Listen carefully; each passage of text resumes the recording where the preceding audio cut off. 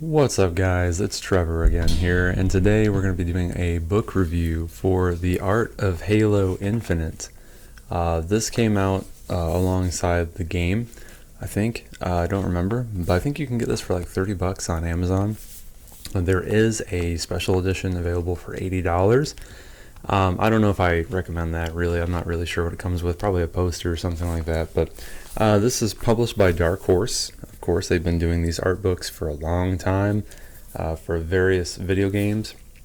But it's a nice, high-quality hardcover book. And let me just make sure the camera... It's not too thick here. Decently sized. It smells nice, so that's kind of weird. But hey, I thought I'd throw that in there. But anyway, inside... got beautiful work. You got your typical pre-production paintings. Got Master Chief's new design, which I am in love with. Oh my god, guys, if you haven't bought the toys yet, don't tell anybody if you're ashamed of your toy collection. Sometimes I hide mine, but not kidding. But yeah, it's amazing. I mean, just Master Chief's new design is just reckoning back to the good old days of Halo 3 and 2. Fantastic. I love it. I love the art style for this game. The pilot, he's pretty annoying. I didn't like him, so we're just going to pass that up. You have Spartans and how they show their iterations of different designs, and of course this is all done digitally to save time. Look at that one in the top middle there, the top middle row. Look how clunky he is. Could you just imagine? He kind of looks like a Mantis Spartan. It's kind of weird. But anyway, yeah, we have other designs and such. Helmets. Who doesn't love a good helmet? You have some flavor paintings, I like to call them, to set the mood for the game itself.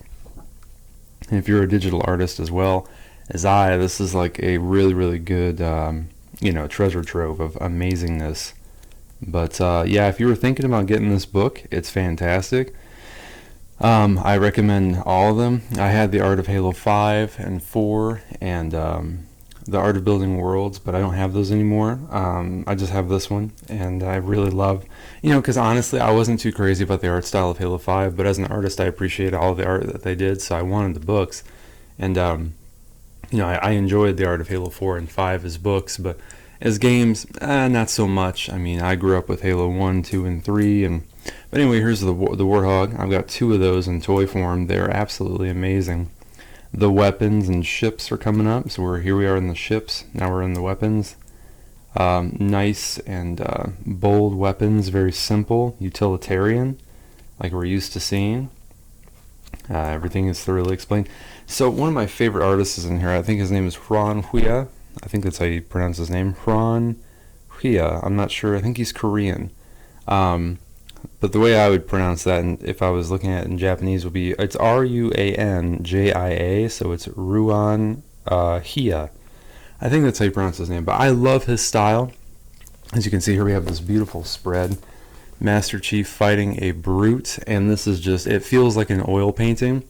If you guys don't know, I'm a traditional oil illustrator, so everything I do is in oils, but I've been doing a lot more digital paintings lately.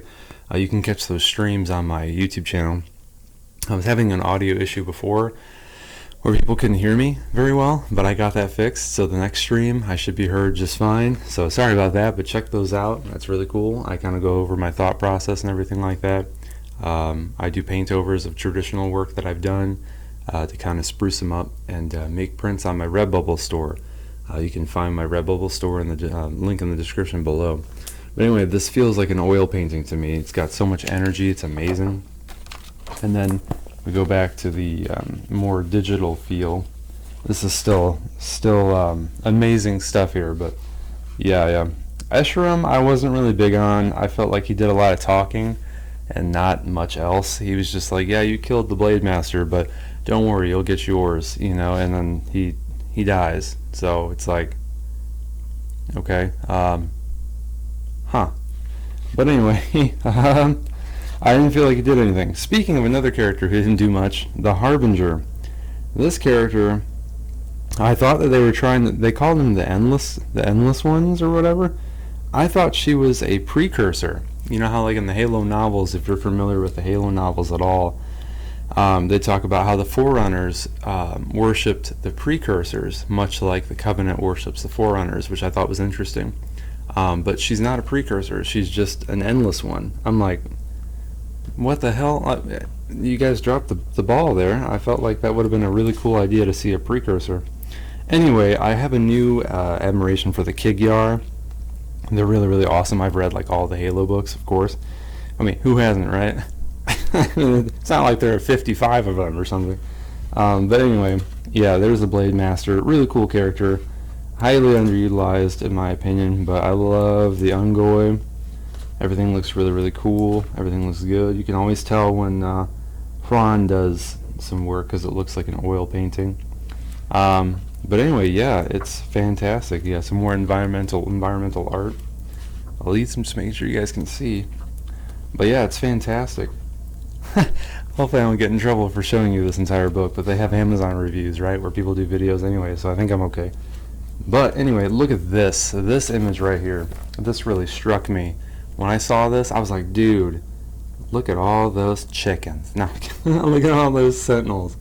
And this Spartan's just like, dude, they could attack me at any moment, but will they? Who knows? Look at him. He's just like, I should probably leave. Anyway, here, let's see what else we got.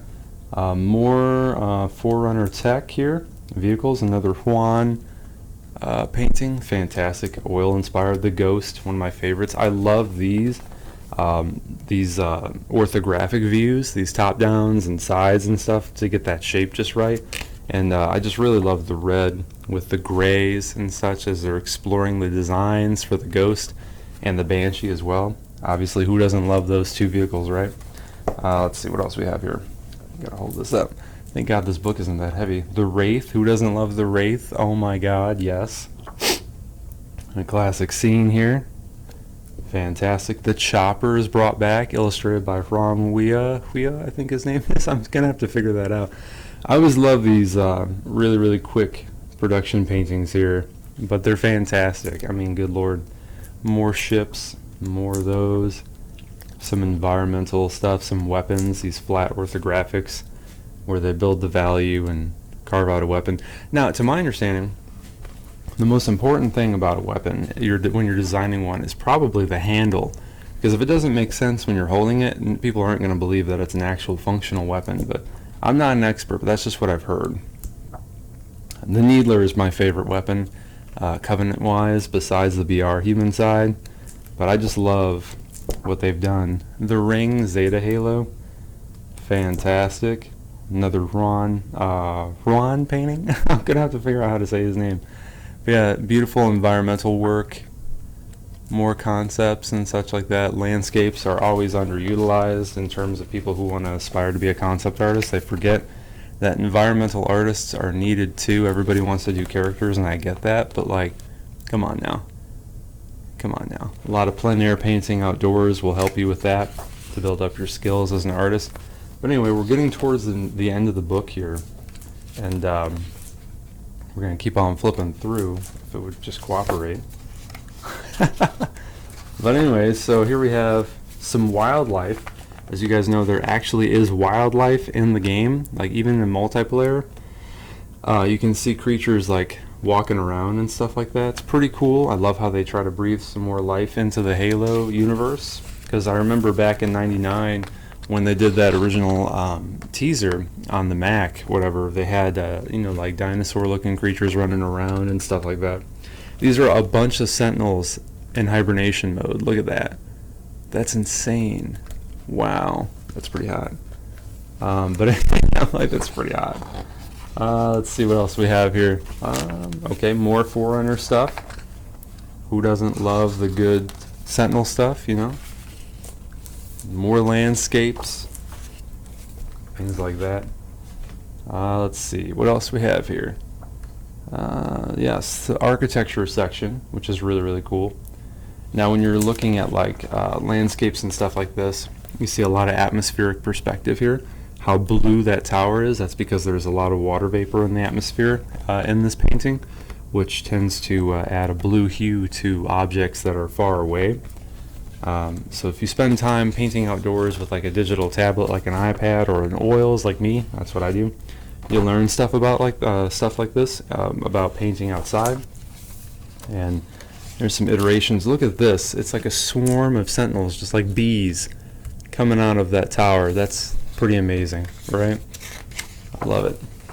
But anyway, we're getting towards the end of the book here. And some of these paintings are good. Some of them are better than others, I feel. But, yeah, so it's really, really great. Great value. I mean, it's Halo we're talking about. You can't go wrong.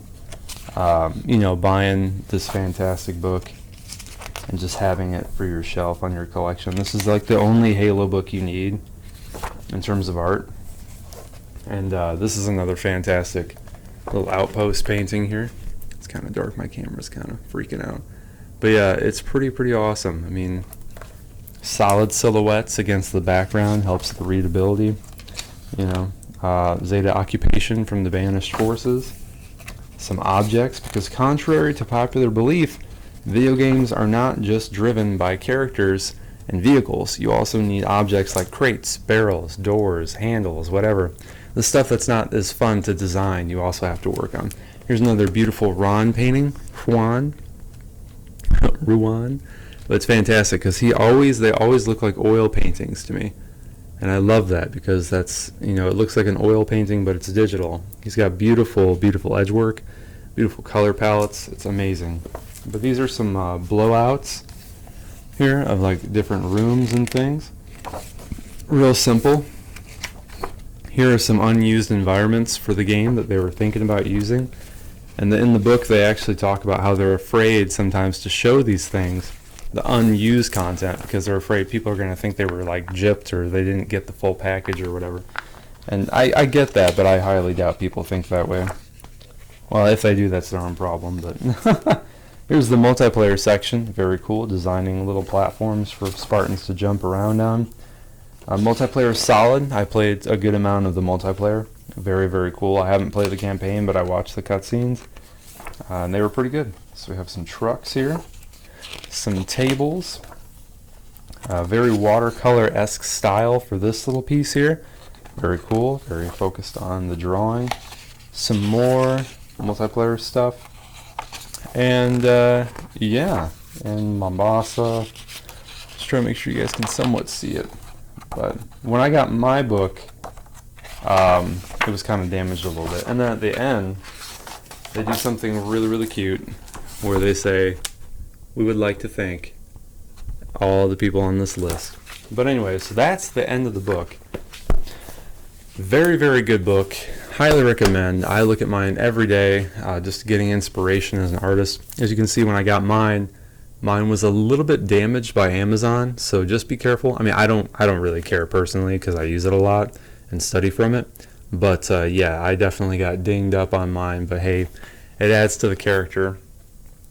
So what would I give this book?